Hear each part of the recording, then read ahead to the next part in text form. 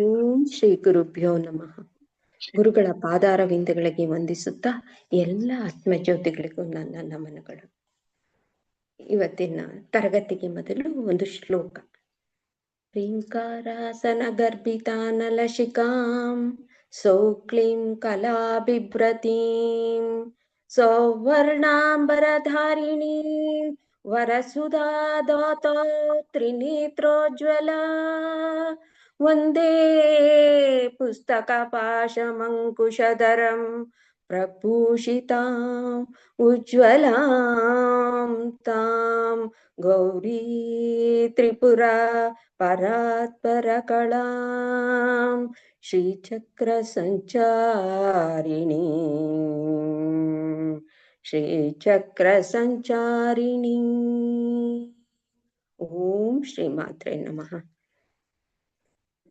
ಇವತ್ತು ನಾವು ಲಲಿತಾ ಸಹಸ್ರನಾಮದಲ್ಲಿ 56ನೇ ನಾಮದ ಒಂದು ಅರ್ಥವನ್ನ ತಿಳ್ಕೊತಾ ಇದ್ದೀವಿ.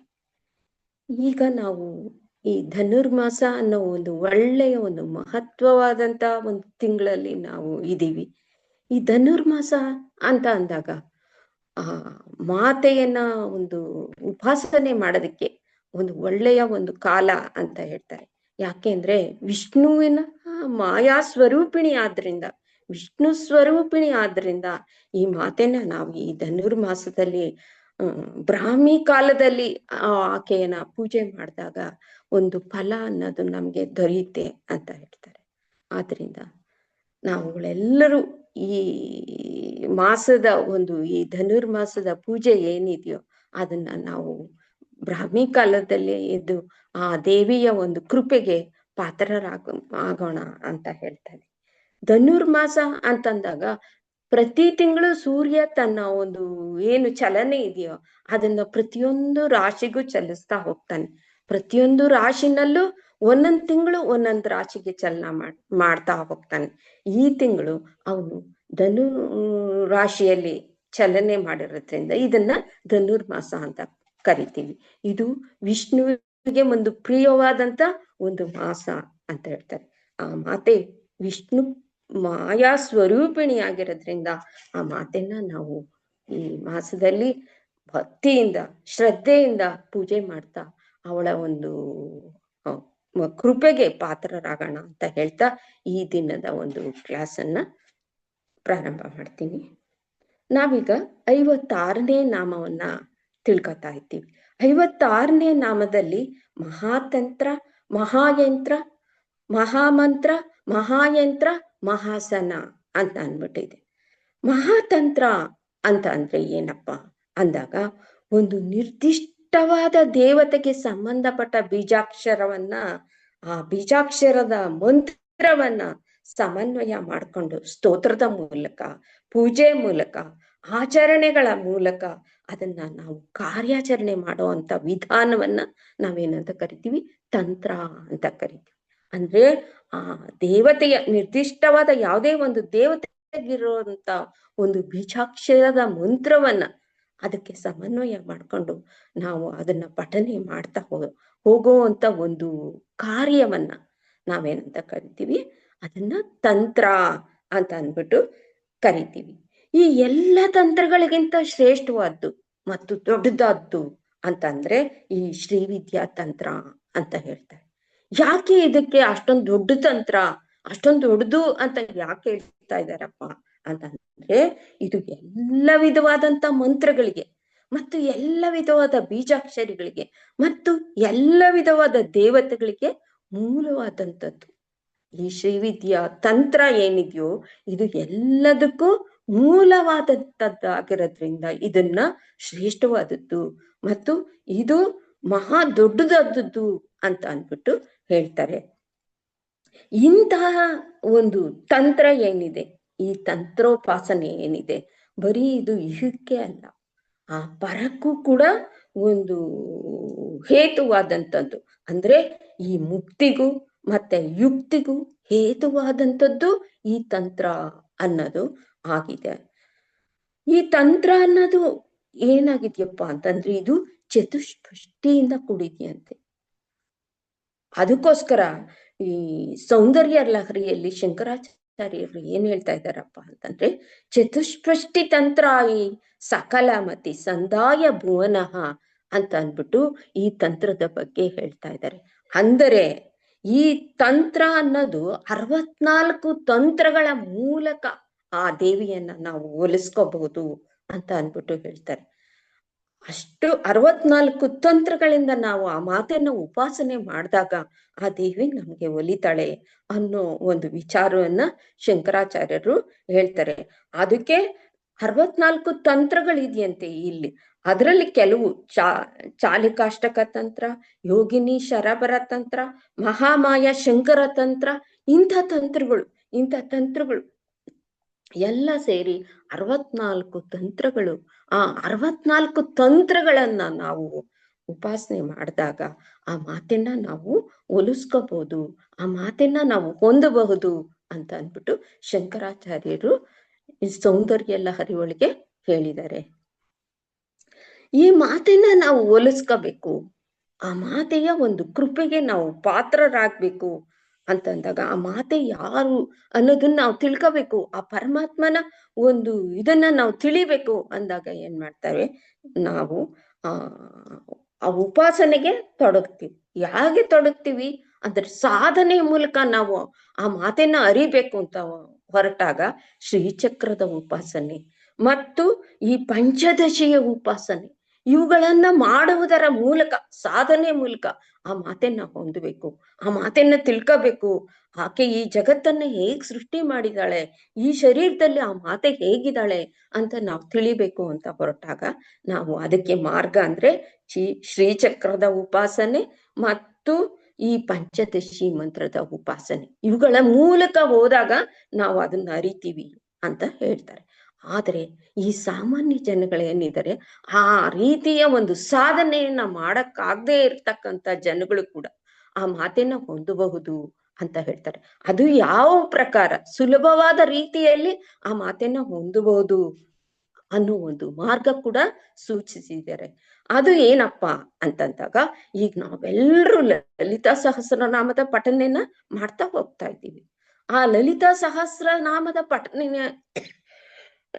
ಪಠಣೆಯನ್ನ ಸಾಮಾನ್ಯ ಜನಗಳು ಕೂಡ ಮಾಡ್ತಾ ಇದೀವಿ, ಪ್ರತಿಯೊಬ್ಬರು ಮಾಡ್ತಾ ಹೋಗ್ತಿದ್ದೀವಿ. ಅಂತ ಲಲಿತ ಸಹಸ್ರನಾಮದ ಪಠಣೆಯ ಕೊನೆಯೊಳಗೆ ನಾವು ಓಂ ಶ್ರೀ ಮಾತ್ರೇ ನಮಃ ಅಂತ ಅಂದ್ಬಿಟ್ಟು ಅದನ್ನು ಸೇರಿಸ್ಕೊಂಡು ಬಿಡದಿರ ನಿರಂತರವಾಗಿ ಏನ್ ನಾವು ಈ ಲಲಿತಾ ಸಹಸ್ರನಾಮದ ಪಠಣೆನ ಮಾಡ್ತಾ ಇದ್ದೀವೋ ಅದನ್ನ ನಿರಂತರವಾಗಿ ಮಾಡ್ತಾ ಮಾಡ್ತಾ ಮಾಡ್ತಾ ಹೋದಾಗ ಏನಾಗತ್ತೆ, ಆ ಮಂತ್ರ ಅನ್ನೋದೇನಿದೆ ಆ ಮಂತ್ರ ಬರೀ ಅಕ್ಷರಗಳ ರೂಪದಲ್ಲಿರದೆ ನಾವ್ ಏನ್ ಪಠನೆ ಮಾಡ್ತಿದ್ದೀವೋ ಸದಾಕಾಲ ಭಕ್ತಿಯಿಂದ ಶ್ರದ್ಧೆಯಿಂದ ಆ ಲಲಿತಾ ಸಹಸ್ರನಾಮವನ್ನ ನಾವು ಪಠನೆ ಮಾಡ್ತಾ ಕೊನೆಯಲ್ಲಿ ಓಂ ಶ್ರೀ ಮಾತ್ರೇ ನಮಃ ಅನ್ನೋ ಒಂದು ಮಂತ್ರವನ್ನ ಸೇರಿಸಿ, ಯಾವಾಗ ನಮ್ಗೆ ಕಷ್ಟವಾದಂಥದ ಉಪಾಸನೆ ಮಾಡಕ್ ಆಗದೆ ಇದ್ದಾಗ ಸಾಮಾನ್ಯ ಜನಗಳು ಈ ರೀತಿಯ ಒಂದು ಉಪಾಸನೆಯನ್ನ ಮಾಡ್ತಾ ಹೋಗ್ತಾರೋ, ಲಲಿತಾ ಸಹಸ್ರನಾಮದ ಕೊನೆಯಲ್ಲಿ ಓಂ ಶ್ರೀ ಮಾತ್ರೇ ನಮಃ ಅಂತ ಅಂದ್ಬಿಟ್ಟು ಅದನ್ನ ಭಕ್ತಿಯಿಂದ ಶ್ರದ್ಧೆಯಿಂದ ನಿರಂತರವಾಗಿ ಜಪ ಮಾಡ್ತಾ ಮಾಡ್ತಾ ಮಾಡ್ತಾ ಹೋದಾಗ ಏನಾಗತ್ತೆ, ಆ ಮಂತ್ರ ಅನ್ನೋದು ಬರೀ ಅಕ್ಷರ ರೂಪದಲ್ಲೇ ಇರ್ದಿರ ಅದೇನಾಗತ್ತೆ ಮಹಾಮಂತ್ರ ಆಗಿ ರೂಪುಗೊಳ್ಳುತ್ತೆ. ಆ ಮಹಾಮಂತ್ರ ಆಗಿ ಅದು ನಮ್ಗೆ ಒಂದು ಫಲವನ್ನ ಕೊಡುತ್ತೆ. ನಾವೇನ್ ಭಕ್ತಿ ಶ್ರದ್ಧೆಯನ್ನ ಆ ಮಂತ್ರದಲ್ಲಿ ತೋರಿಸ್ತೀವೋ ಆಗ ನಮ್ಗೆ ಆ ಮಂತ್ರ ಅನ್ನೋದು ನಮ್ಗೆ ಫಲವನ್ನ ಕೊಡುತ್ತೆ ಅಂತ ಹೇಳ್ತಾರೆ. ಈ ರೀತಿಯಲ್ಲಿ ಓಂ ಶ್ರೀ ಮಾತ್ರೇ ನಮಃ ಅಂತ ನಾವು ಪಠನೆ ಮಾಡಿದ್ವಿ. ಆ ಮಾತೆ ಅನ್ನೋಳು ಆ ಮಂತ್ರ ರೂಪದಿಂದ ಕೂಡಿದಾಳೆ. ಯಾವ ರೀತಿ ಆ ಮಾತೆನ ನಾವು ಸದಾಕಾಲವೂ ಸ್ಮರಿಸ್ತಾ ಇರ್ತೀವಪ್ಪ ಅಂತಂದ್ರೆ ಆ ಮಾತೆ ಹೇಗಿದ್ದಾಳಪ್ಪ ಮಂತ್ರ ರೂಪಿಣಿಯಾಗಿ ಅಂತ ಅಂದಾಗ ಓಂ ಐಂ ಹ್ರೀಂ ಶ್ರೀ ಕ್ಲೀಂ ಮುಂತಾದ ಬೀಜಾಕ್ಷರ ಮಂತ್ರಗಳ ಸ್ವರೂಪಿಣಿಯಾಗಿದ್ದಾಳೆ. ಅಂದ್ರೆ ಆ ಮಾತೆಯನ್ನೋಳು ಬೀಜಾಕ್ಷರದ ಸ್ವರೂಪಿಣಿಯಾಗಿದ್ದಾಳೆ. ಹಾಗೆ ಈ ಮೋಕ್ಷ ಸಾಮ್ರಾಜ್ಯವನ್ನುಂಟು ಮಾಡ್ತಕ್ಕಂಥ ಯಾವ್ಯಾವ ವೇದಗಳಿದೆಯೋ ಋಗ್ವೇದ, ಯಜುರ್ವೇದ, ಸಾಮವೇದ, ಅಥರ್ವಣ ವೇದ, ಈ ವೇದದ ಒಂದು ಸಾರಭೂತವಾದ ಒಂದು ಪ್ರಾಜ್ಞಳಾಗಿದ್ದಾಳೆ. ಆ ವೇದಗಳನ್ನೆಲ್ಲ ನಾವು ಪಠನೆ ಮಾಡಿದಾಗ, ಅದನ್ನ ನಾವು ಪೂರ್ಣವಾಗಿ ಅರಿತಾಗ ನಮ್ಗೆ ಮೋಕ್ಷ ಸಾಮ್ರಾಜ್ಯ ಅನ್ನೋದು ನಮ್ಗೆ ಸಿಕ್ಕತ್ತೆ. ಅಂತ ಮೋಕ್ಷ ಸಾಮ್ರಾಜ್ಯದ ಪ್ರಾಜ್ಞಳ ಸಾರಭೂತವಾದ ಪ್ರಾಜ್ಞಳಾಗಿದ್ದಾಳೆ ಆ ಮಾತೆ ಅಂತ ಹೇಳ್ತಾರೆ. ಮತ್ತೆ ಅಹಂ ಬ್ರಹ್ಮಾಸ್ಮಿ, ತತ್ವಮಸಿ, ಅಯಂ ಆತ್ಮ ಬ್ರಹ್ಮ ಅನ್ನೋ ಏನು ಈ ಮಹಾ ಮಂತ್ರಗಳಿದೆಯೋ ಆ ಮಂತ್ರಕ್ಕೆಲ್ಲ ಆ ಮಾತೆ ಸ್ವರೂಪಿಣಿಯಾಗಿದ್ದಾಳೆ ಅಂತ ಅಂದ್ಬಿಟ್ಟು ಹೇಳ್ತಾರೆ. ಈ ರೀತಿ ಮಂತ್ರ ಸ್ವರೂಪಿಣಿಯಾಗಿರ್ತಕ್ಕಂಥ ಇಂಥ ಮಾತೆನ ನಾವು ಆವಾಹನೆ ಮಾಡ್ಕೋಬೇಕು, ಅವಳನ್ನ ಜಪಿಸ್ಬೇಕು, ಅವಳ ಉಪಾಸನೆಯನ್ನ ಮಾಡಬೇಕು ಅಂತ ಹೊರಟಾಗ, ಆ ಮಂತ್ರ ಮಾರ್ಗದ ಮೂಲಕ ನಾವು ಹೊರಟಾಗ ನಮ್ಗೆ ಮಾತೆಯ ಆ ಸ್ವರೂಪವನ್ನ ನಾವು ಕಾಣ್ತೀವಿ ಅನ್ನೋದು ಈ ನಾಮದಿಂದ ನಮ್ಗೆ ತಿಳಿದು ಬರ್ತಾ ಇದೆ. ಅಂದ್ರೆ ಯಾವ ರೀತಿ ಆ ಮಂತ್ರನ ನಾವು ಸದಾಕಾಲ ಜಪ ಮಾಡ್ತಾ ಹೋಗ್ತೀವೋ ಆಗ ಆ ಮಾತೆನ ನಾವು ಹೊಂದ್ತೀವಿ. ಆ ಮಂತ್ರನೇ ಮಾತೆ ಅನ್ನೋದು ಈ ಮಂತ್ರದಿಂದ, ಆ ಮಂತ್ರ ಸ್ವರೂಪ ಏನಿದೆಯೋ ಅದೇ ಮಾತೆ. ಆ ಮಾತೆನ ನಾವು ಕಾಣ್ತೀವಿ, ಆ ಮಂತ್ರದ ಮೂಲಕ ಆ ಮಾತೆನ ನಾವು ದರ್ಶಿಸ್ತೀವಿ ಅನ್ನೋದು ಈ ಮಂತ್ರದ ಒಂದು ಅರ್ಥ ಆಗಿದೆ. ಮುಂದಿನ ನಾಮ ಮಹಾಯಂತ್ರ. ಯಂತ್ರ ಅಂತ ಅಂದ್ರೆ ಏನಪ್ಪಾ ಅಂದ್ರೆ ನಿಯಂತ್ರಣ ಮಾಡೋದು ಅಂತ ಹೇಳ್ತಾರೆ. ಮತ್ತು ಇನ್ನೊಂದು ಅರ್ಥದಲ್ಲಿ ಏನಂತಂದ್ರೆ ಯಾತನೆಯಿಂದ ಕಾಪಾಡೋದು. ಯಾವುದೋ ಒಂದು ರೋಗ ಬಾಧೆನೋ ಇನ್ನೇನೋ ಭಯನೋ ಇದರಲ್ಲಿ ಮನುಷ್ಯ ಸಿಕ್ಕಾಕೊಂಡ್ಬಿಟ್ಟಿರ್ತಾನೆ. ಇದನ್ನೆಲ್ಲ ಕೂಡ ಏನ್ ಮಾಡುತ್ತೆ ಈ ಯಂತ್ರ ಅನ್ನೋದು, ಆ ಬಾಧೆಯಿಂದ ಆ ಜೀವಿನ ಬಿಡುಗಡೆ ಮಾಡುತ್ತೆ. ಅಂತ ಒಂದು ಯಂತ್ರದಲ್ಲಿ ಶಕ್ತಿ ಅನ್ನೋದು, ಆ ಮಾತೆಯ ಶಕ್ತಿ ಅನ್ನೋದು ಆ ಯಂತ್ರದಲ್ಲಿ ಇದೆ ಅಂತ ಹೇಳ್ತಾರೆ. ಈ ಜಗತ್ತಿನಲ್ಲಿ ದುಷ್ಟ ನಿಗ್ರಹ ಮಾಡಿ ಶಿಷ್ಟ ಪರಿಪಾಲನಾ ಕಾರ್ಯಕ್ಕೆ ನಿಯಮಳಾದಂತಹ ಆ ವಿವಿಧ ಶಕ್ತಿಗಳಿಂದ ಸೂತ್ರಧಾರಣಿಯಾಗಿರ್ತಕ್ಕಂಥ ಈ ಮಾತೆ ಏನಿದ್ದಾಳೆ, ಈ ಜಗತ್ತನ್ನ ಮಹತ್ವವುಳ್ಳವಳಾದಂಥವಳಾಗಿ ಈ ಜಗತ್ತನ್ನ ನಡೆಸ್ಕೊಂಡು ಹೋಗ್ತಾ ಇದ್ದಾಳೆ. ಅಂತಂದ್ರೆ ಈ ಯಂತ್ರ ಸ್ವರೂಪಿಣಿಯಾಗಿ, ಈ ಯಂತ್ರದ ಒಂದು ಸ್ವರೂಪಿಣಿಯಾಗಿ ಮಾತೆ ಈ ಜಗತ್ತನ್ನ ನಡೆಸ್ಕೊಂಡು ಹೋಗ್ತಾ ಇದ್ದಾಳೆ. ಅದೇ ರೀತಿ ಈ ಶರೀರ ಅನ್ನೋದು ಏನಿದೆ ನಮ್ದು, ಈ ಶರೀರ ಅನ್ನೋದು ಕೂಡ ಒಂದು ಯಂತ್ರ ಇದ್ದ ಹಾಗೆ. ನಾವ್ ಅನ್ಕೊಂಡಿದೀವಿ, ಇದು ನನ್ನ ಶರೀರ, ನಾನು ಅಂತ ಏನ್ ಅನ್ಕೊಂಡಿದೀವೋ ಇದು ಕೂಡ ಒಂದು ಯಂತ್ರ ಅಂತ ಹೇಳ್ತಾರೆ.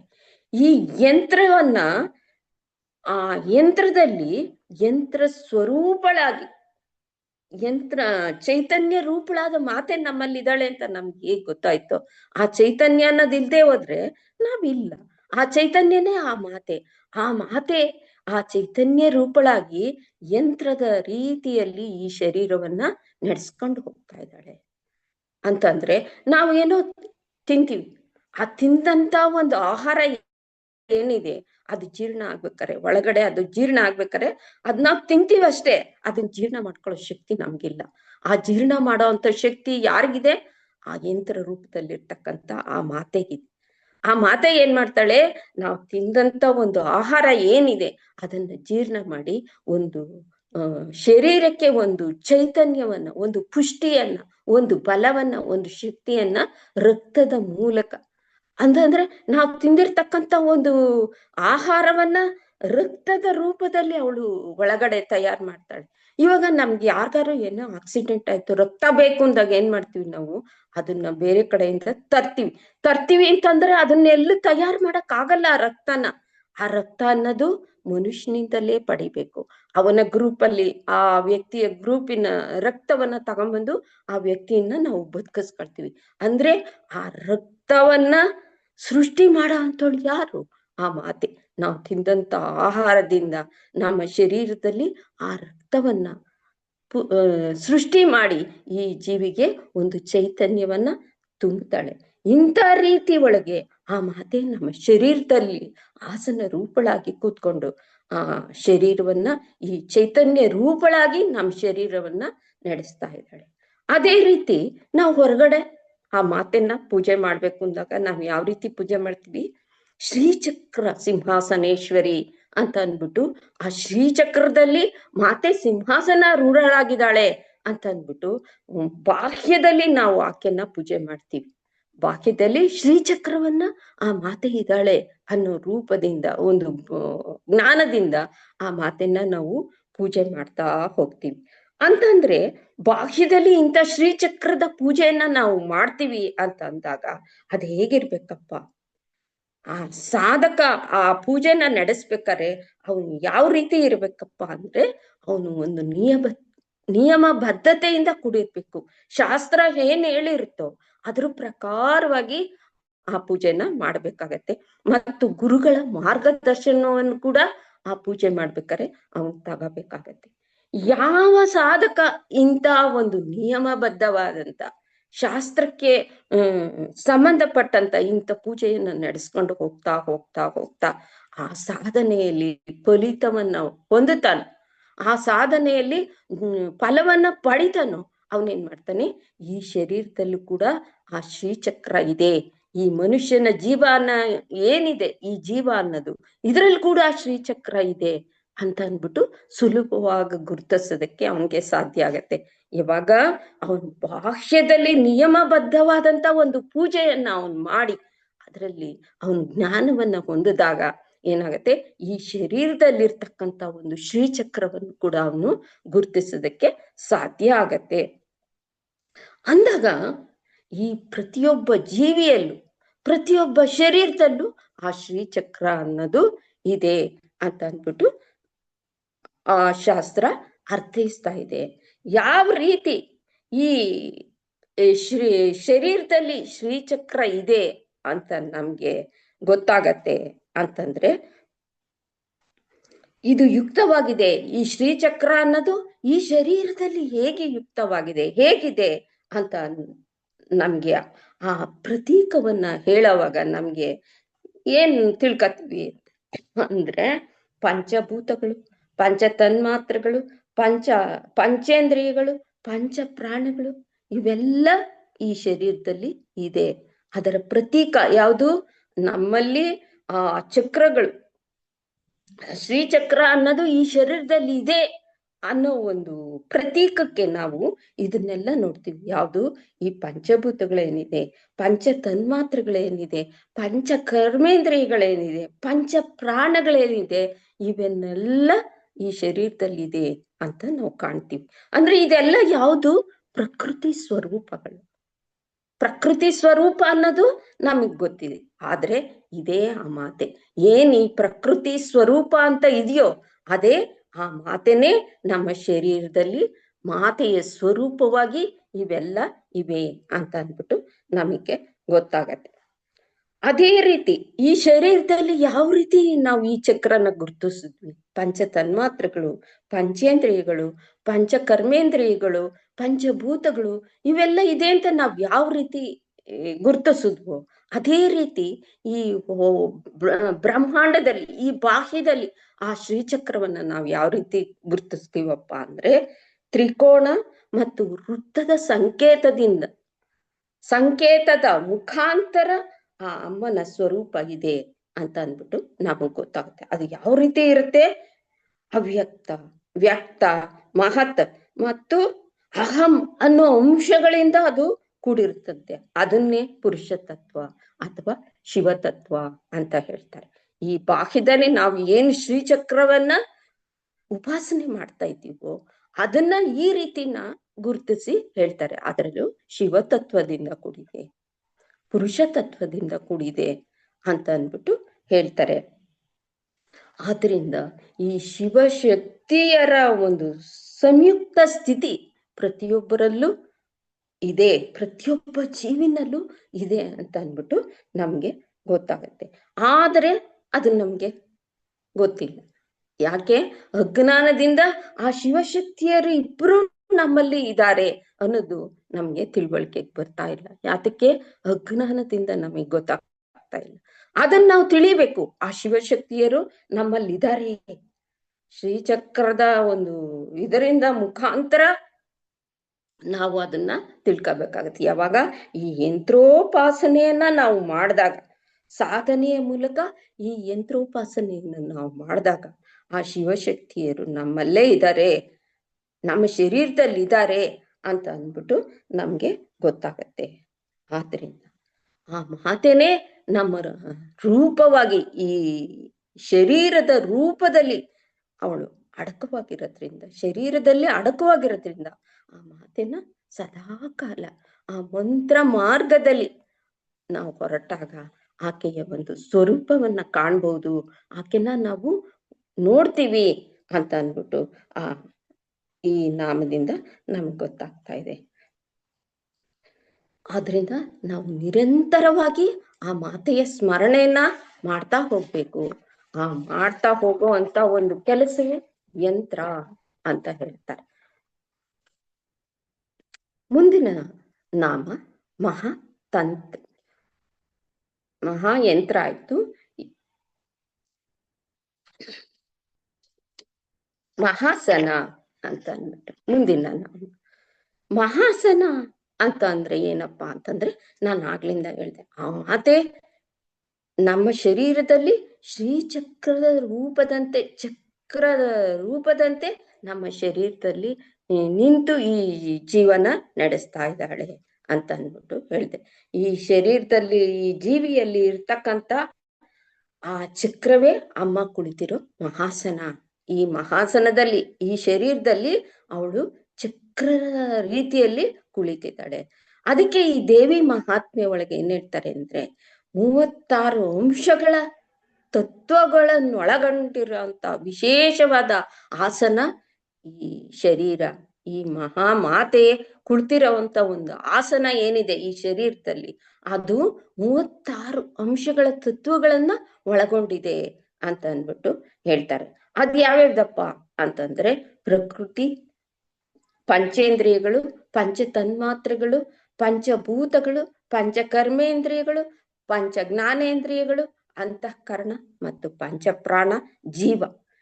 ಇದನ್ನೆಲ್ಲ ಆಸನ ಮಾಡ್ಕೊಂಡು ಅದ್ರ ಮೇಲೆ ಆ ಮಾತೆ ಈ ಶರೀರದಲ್ಲಿ ಆಸನ ಮಾಡ್ಕೊಂಡು ಕೂತಿದ್ದಾಳೆ ಅಂತ ಅಂದ್ಬಿಟ್ಟು ಹೇಳ್ತಾರೆ. ಬರೀ ಈ ಶರೀರನೇ ಏನು, ಈ ಬ್ರಹ್ಮಾಂಡವನ್ನೇ ಅವಳ ಆಸನವನ್ನ ಮಾಡ್ಕೊಂಡು ಇದ್ದಾಳೆ, ಸೃಷ್ಟಿಕರ್ತಳಾಗಿ ಈ ಜಗತ್ತನ್ನ ನಡೆಸ್ತಾ ಇದ್ದಾಳೆ ಅಂತ ಅಂದ್ಬಿಟ್ಟು ಈ ಮಹಾಸನ ಅನ್ನೋ ನಾಮದಿಂದ ನಮಗ್ ಗೊತ್ತಾಗತ್ತೆ. ಮುಂದಿನ ನಾಮ ಮಹಾಯಾಗ ಕ್ರಮಾರಾಧ್ಯ ಮಹಾಭೈರವ ಪೂಜಿತ ಅಂತ ಅಂದ್ಬಿಟ್ಟಿದೆ. ಏನು ಈ ಶ್ರೀಚಕ್ರದಲ್ಲಿ ಇರ್ತಕ್ಕಂಥ ಮಾತೆ, ಈ ಶ್ರೀಚಕ್ರದಲ್ಲಿ ಇರ್ತಕ್ಕಂಥ ಮಾತೆನ 64 ಕೋಟಿ ಯೋಗಿನಿ ದೇವತೆಗಳನ್ನ ಹೊಂದಿದ್ದಾರೆ ಅಂತ ಹೇಳ್ತಾರೆ. ಈ ಶ್ರೀಚಕ್ರದಲ್ಲಿ ಇರುವಂತ ಮಾತೆ 64 ಕೋಟಿ ಯೋಗಿನಿ ದೇವತೆಯರನ್ನ ಆ ಬಲವನ್ನ, ಆ ಸೈನ್ಯದ ಒಂದು ಬಲವನ್ನ ಹೊಂದಿ ಶ್ರೀಚಕ್ರದಲ್ಲಿ ಇದ್ದಾಳೆ ಅಂತ ಅಂದ್ಬಿಟ್ಟು ಹೇಳ್ತಾರೆ. ಇಂತಹ ಯೋಗಿನಿಯರು ಏನ್ ಮಾಡ್ತಾ ಇದ್ದಾರೆ, ಇವರು ಸದಾ ಕಾಲ ಆ ದೇವಿನ ಸ್ಮರಿಸ್ತಾ ಇದ್ದಾರಂತೆ. ಯಾವ ರೀತಿ? ಸಂಪ್ರದಾಯಬದ್ಧವಾಗಿ, ಶಾಸ್ತ್ರಬದ್ಧವಾಗಿ ಸದಾ ಕಾಲ ಮಹಾ ಧ್ಯಾನಾರ್ಪಣೆಯನ್ನ ಆ ಮಾತೆಗೆ ಸಲ್ಲಿಸ್ತಾ ಇದ್ದಾರೆ. ಯಾರು? ಈ ಶ್ರೀಚಕ್ರದಲ್ಲಿ ಇರ್ತಕ್ಕಂಥ 64 ಯೋಗಿನಿ ದೇವತೆಗಳು ಕೂಡ ಆ ಮಹಾಮಾತೆನ ಸ್ಮರಿಸ್ತಾ ಇದ್ದಾರೆ ಅಂತ ಅಂದ್ಬಿಟ್ಟು ಹೇಳ್ತಾರೆ. ಅದಕ್ಕೋಸ್ಕರನೇ ನಾವು ಕೂಡ ಅಂತ ಒಂದು ಯೋಗಿನಿ ದೇವತೆಗಳು ಮಾಡ್ತಕ್ಕಂಥ ಆ ಧ್ಯಾನಾರ್ಪಣೆಗೆ ಯಾಗ ಅಂತ ಕರೀತಾರೆ. ಸದಾಕಾಲ ಆ 64 ಕೋಟಿ ಯೋಗಿನಿ ದೇವತೆಯರು ಆ ದೇವಿನ ಸದಾಕಾಲ ಯಾವ ರೀತಿ ಧ್ಯಾನಾರ್ಪಣೆನ ಮಾಡ್ತಾ ಇದ್ದಾರೋ ಅಂತ ಧ್ಯಾನಾರ್ಪಣೆಗೆ ಯಾಗ ಅಂತ ಕರೀತಾರೆ.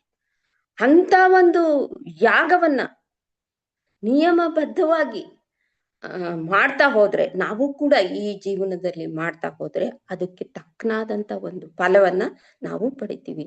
ಅಂತಂದ್ರೆ ನಾವು ಕೂಡ ಒಂದು ನಿಯಮ ಬದ್ಧತೆಯನ್ನ ಈ ಜೀವನದಲ್ಲಿ ಇಟ್ಕೋಬೇಕು, ಅದ್ರ ಪ್ರಕಾರ ನಾವು ನಡಿಬೇಕು ಅಂತ ಅಂದ್ಬಿಟ್ಟು ಹೇಳ್ತಾರೆ. ಭೈರವ ಮಹಾಭೈರವ ಪೂಜಿತ ಅನ್ನೋದು ಮುಂದಿನ ನಾಮ. ಭೈರವ ಅಂದಾಗ ಆ ಹೆಸರನ್ನು ಕೇಳಿದ ತಕ್ಷಣ ಕೆಲವರು ಏನ್ ಹೇಳ್ತಾರೆ, ಓ ಅದು ದುಷ್ಟಶಕ್ತಿಯೇ ಅಥವಾ ಅದು ಕ್ಷುದ್ರ ಶಕ್ತಿ ಅಂತ ಅಂದ್ಬಿಟ್ಟು ಭಯ ಬೀಳ್ತಾರೆ ಭೈರವ ಅಂದಾಗ. ಆದ್ರೆ ಆ ಭೈರವ ಅನ್ನನು ರಕ್ಷಣಾ ಶಕ್ತಿ. ಅವನು ದುಷ್ಟಶಕ್ತಿನೂ ಅಲ್ಲ, ಕ್ಷುದ್ರ ಶಕ್ತಿನೂ ಅಲ್ಲ, ಅವನು ರಕ್ಷಣಾ ಶಕ್ತಿ. ನೋಡಕ್ಕೆ ಭಯಂಕರವಾಗಿದ್ರು ದುಷ್ಟರನ್ನ ಸಂಹಾರ ಮಾಡಿ ಶಿಕ್ಷರನ್ನ ಪಾಲಿಸುವಂತ ಒಂದು ಶಕ್ತಿಯನ್ನ ಹೊಂದಿರ್ತಕ್ಕಂಥವನೇ ಆ ಭೈರವ ಅಂತ ಹೇಳ್ತಾರೆ. ಈ ಭೈರವ ಅನ್ನೋನ 4 ಅಂಶಗಳಿಂದ ಕೂಡಿದೆ ಅಂತ ಹೇಳ್ತಾರೆ. ಈ ಭೈರವ ಅನ್ನೋ ಒಂದು ನಾಮ ಏನಿದೆ ಇದು 4 ಅಂಶಗಳಿಂದ ಕೂಡಿದೆ ಅಂತ ಅನ್ಬಿಟ್ಟು ಶಾಸ್ತ್ರ ಹೇಳುತ್ತೆ. ಅದೇನಪ್ಪಾ ಅಂದ್ರೆ ಭರತ್ವ, ರಮಣತ್ವ, ವಮತ್ವ ಭೈರವ ಅಂತಾರೆ. ಭರತ್ವ, ರಮಣತ್ವ, ವಮತ್ವ ಭೈರವ ಅಂತ ಹೇಳಿದ್ದಾರೆ. ಅಂದ್ರೆ ಏನು ಭರತ್ವ ಅಂತ ಅಂದಾಗ ಈ ಸೃಷ್ಟಿಯ ಪ್ರತಿಯೊಂದು ಚರಾಚರಗಳಲ್ಲಿ ಪೋಷಣೆಯನ್ನ ಮಾಡೋನು. ಏನ್ ಈ ಸೃಷ್ಟಿಯನ್ನು ಮಾಡಿದನು, ಚರಾಚರ ವಸ್ತುಗಳನ್ನ ಈ ಸೃಷ್ಟಿಯಲ್ಲಿ ನಿರ್ಮಾಣ ಮಾಡಿದನು, ಅವುಗಳನ್ನೆಲ್ಲ ಪೋಷಣೆ ಮಾಡೋ ಅಂತಾನೆ ಭರತ್ವ. ಭರತ್ವವನ್ನ ಶಕ್ತಿಯನ್ನ, ಭರತ್ವ ಶಕ್ತಿಯನ್ನ ಹೊಂದಿರ್ತಕ್ಕಂಥ ಆ ಭೈರವ ಅಂತ ಅಂದ್ಬಿಟ್ಟು ಹೇಳ್ತಾರೆ. ರಮಣತ್ವ ಅಂತ ಅಂದ್ರೆ ಆನಂದವನ್ನ ಪ್ರದಾನ ಮಾಡೋದು. ಈ ಸೃಷ್ಟಿ ಒಳಗೆ ಆನಂದ ಅನ್ನೋದನ್ನ ಪ್ರತಿಯೊಂದು ಜೀವಿಯು, ಪ್ರತಿಯೊಂದು ಪ್ರಾಣಿಯು ಬಯಸುತ್ತೆ. ನಂಗೆ ಆನಂದ ಬೇಕು, ಆನಂದವನ್ನು ಕಾಣ್ಬೇಕು ಈ ಸೃಷ್ಟಿ ಒಳಗೆ ಅಂತ ಅಂದ್ಬಿಟ್ಟು ಬಯಸ್ತಾರೆ. ಆ ಆನಂದವನ್ನ ಕೊಡೋ ಅಂತವನು, ಪ್ರದಾನ ಮಾಡೋ ಅಂತವನೇ ಆ ಭೈರವ. ಅದಕ್ಕೆ ಅವನಿಗೆ ರಮಣತ್ವ ಅಂತ ಹೇಳ್ತಾರೆ. ಇನ್ನೊಂದು ವಮನತ್ವ ಅಂತಂದ್ರೆ ಏನಪ್ಪಾ ಅಂದಾಗ ಈ ಇಷ್ಟಾರ್ಥ ಸಿದ್ಧಿಗಳನ್ನ ಕೊಡೋ ಅಂತವನು, ಇಷ್ಟಾರ್ಥ ಸಿದ್ಧಿಗಳನ್ನ ಕೊಡೋನಿಗೆ ವಮನತ್ವ ಅಂತ ಕರೀತಾರೆ. ಈ ರೀತಿಯಲ್ಲಿ ಈ ಆ ಭೈರವ ಅನ್ನೋನು ಈ ಜೀವಿಗೆ ಈ ಸೃಷ್ಟಿಯಲ್ಲಿ ಎಲ್ಲವುಗಳನ್ನ ನೀಡ್ತಾ ಇದ್ದಾನೆ.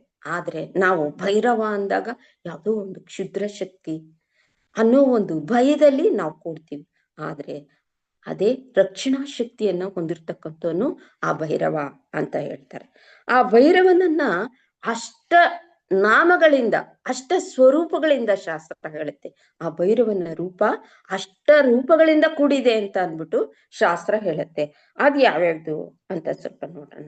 ಅಸಿತಾಂಗ ಭೈರವ, ರುರು ಭೈರವ, ಭೀಷಣ ಭೈರವ, ಚಂಡ ಭೈರವ, ಕ್ರೋಧ ಭೈರವ, ಕಪಾಲ ಭೈರವ, ಭೀಷಣ ಭೈರವ, ಸಂಹಾರ ಭೈರವ ಅಂತ ಅಂದ್ಬಿಟ್ಟು 8 ನಾಮಗಳಿಂದ, 8 ಸ್ವರೂಪಗಳಿಂದ ಆ ಭೈರವ ಕೂಡಿದಾನೆ ಅಂತ ಹೇಳ್ತಾರೆ. ಈ 8 ಭೈರವಗಳ ಸ್ವರೂಪವೇ ಮೂಲವಾದಂತ ಭೈರವ ಸ್ವರೂಪ. ಆ ಭೈರವನಿಂದ ಈ 8 ಸ್ವರೂಪಗಳು ಹೊರ ಬಂದಿದೆ ಅಂತ ಅಂದ್ಬಿಟ್ಟು ಹೇಳ್ತಾರೆ.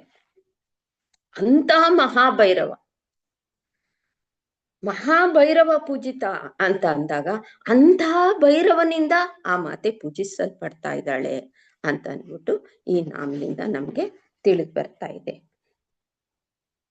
ಮುಂದಿನ ನಾಮಕ್ಕೆ ಹೋಗೋಣ. ಮುಂದಿನ ನಾಮ 57ನೇ ನಾಮ. 57ನೇ ನಾಮ ಮಹೇಶ್ವರ ಮಹಾಕಲ್ಪ ಮಹಾತಾಂಡವ ಸಾಕ್ಷಿಣಿ ಅಂತ ಅಂದ್ಬಿಟ್ಟು ಮಹಾಪ್ರಳಯ ಕಾಲದಲ್ಲಿ ಶಿವನಿಗೆ ಸಾಕ್ಷಿಯಾಗಿರ್ತಾಳೆ ಈ ಮಾತೆ. ಅಂದ್ರೆ ಸೃಷ್ಟಿ ಮಾಡ್ದ, ಸ್ಥಿತಿ ಮಾಡ್ದ, ಹಾಗೆ ಈ ಲಯ ಕಾರ್ಯ, ಆ ಮಹಾಪ್ರಳಯ ಕಾಲದಲ್ಲಿ ಈ ಮಾತೆ ಏನ್ ಮಾಡ್ತಾಳೆ, ಅದಕ್ಕೆ ಸಾಕ್ಷಿಯಾಗಿರ್ತಾಳೆ, ಆ ಶಿವನಿಗೆ ಸಾಕ್ಷಿಯಾಗಿ ಇರ್ತಾಳೆ. ಕಲ್ಪ ಅಂತಂದ್ರೇನು, ಮಹಾಕಲ್ಪ ಅಂತಾರೆ. ಕಲ್ಪ ಅಂದ್ರೆ ಏನಪ್ಪಾ ಅಂದ್ರೆ ಇದು ಕಾಲಮಾನದ ಸ್ವರೂಪ. ಕಾಲ ಹೇಗಿದೆ ಅನ್ನೋದನ್ನ ತಿಳಿಸದೆ ಇದು ಕಲ್ಪ ಅಂತ ಹೇಳ್ತಾರೆ. ಆ ಮಹಾಕಲ್ಪದಲ್ಲಿ, ಆ ಮಹಾ ಪ್ರಳಯ ಕಾಲದಲ್ಲಿ ಈ ಪಂಚಭೂತಗಳೇನಾಗತ್ತೆ, ಇವೆಲ್ಲ ಸೂಕ್ಷ್ಮ ರೂಪಕ್ಕೆ ಬಂದ್ಬಿಡುತ್ತೆ. ಆ ಸೂಕ್ಷ್ಮ ರೂಪಕ್ಕೆ ಬರೋದು ಯಾವುದರಿಂದ ಬರುತ್ತೆ, ಅದು ಯಾರ ಕಾರ್ಯ, ಅದು ಓಂಕಾರ ಬ್ರಹ್ಮದ ಕಾರ್ಯ. ಆ ಓಂಕಾರ ಬ್ರಹ್ಮ ಏನ್ ಮಾಡ್ತಾನೆ, ಈ ಪ್ರಳಯ ಕಾಲದಲ್ಲಿ ಈ ಪಂಚಭೂತಗಳನ್ನೆಲ್ಲ ಕರಗಿಸ್ಬಿಟ್ಟು ಸೂಕ್ಷ್ಮ ರೂಪಕ್ಕೆ ತಂದ್ಬಿಡ್ತಾನೆ.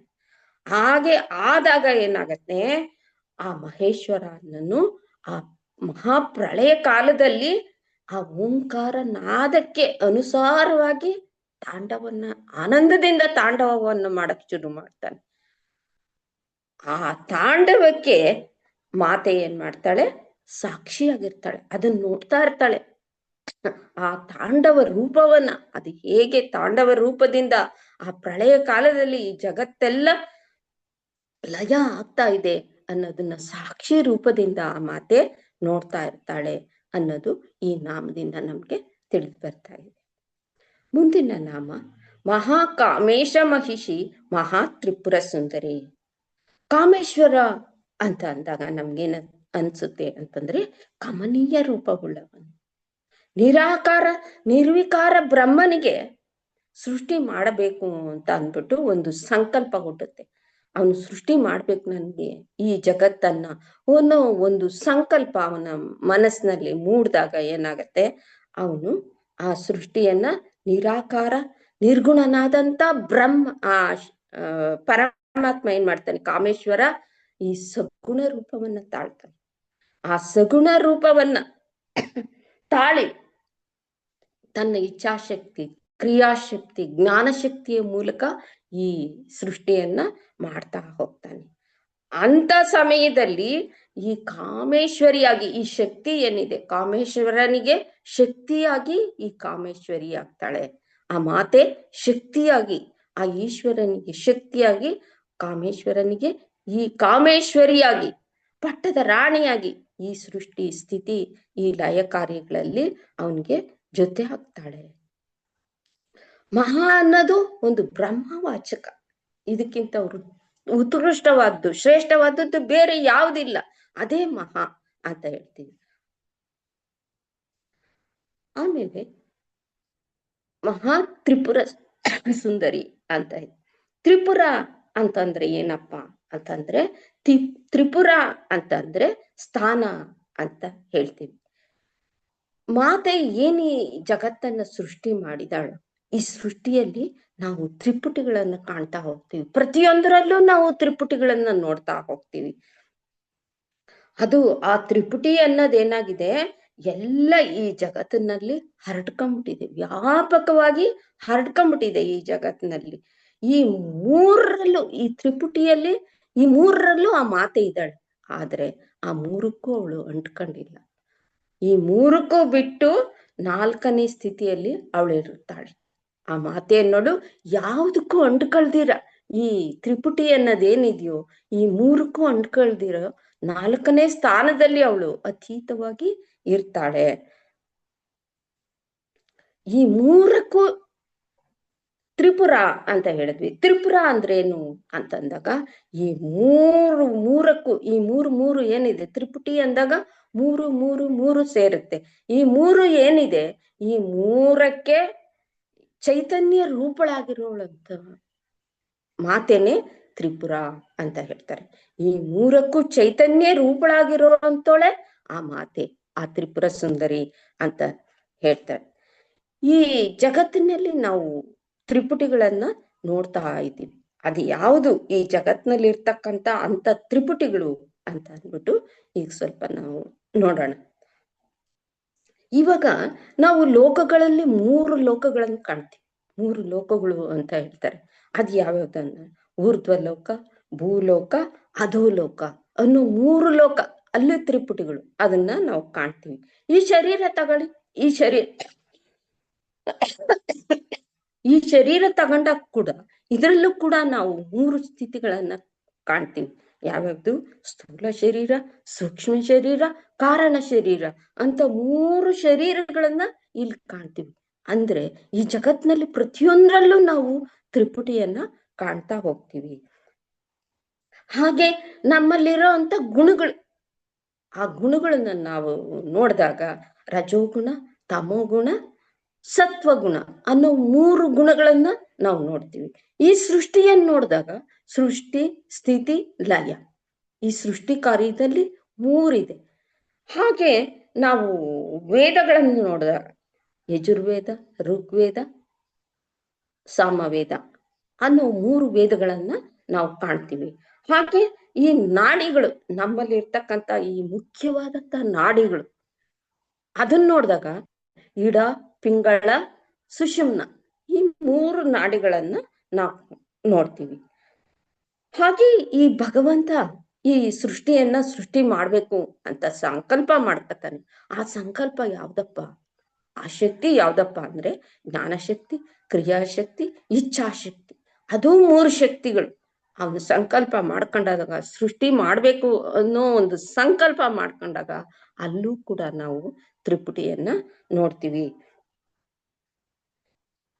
ಅದೇ ರೀತಿ ಈ ಪ್ರಪಂಚದಲ್ಲಿ, ಈ ವಿಶ್ವದಲ್ಲಿ ಒಂದು 3 ಮಂಡಲಗಳನ್ನ ನಾವು ಕಾಣ್ತಾ ಹೋಗ್ತೀವಿ.